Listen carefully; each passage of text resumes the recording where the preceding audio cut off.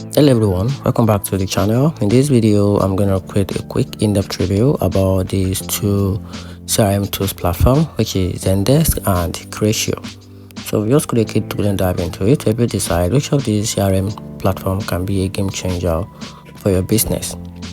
So talking about Zendesk is great for business focused on customer support. It offers fast ticketing, strong automation, and multi-channel communication, all in a clean, easy-to-use interface.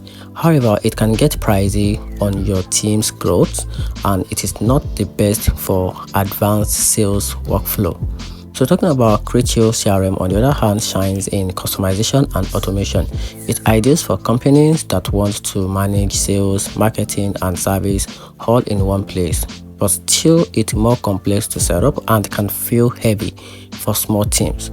So in my own opinion, Zendesk went for simplicity and support, while Creatio is best for powerful users who need deep customization. And that's it. Hope you find the video helpful. Turn on the notification button and subscribe for more review.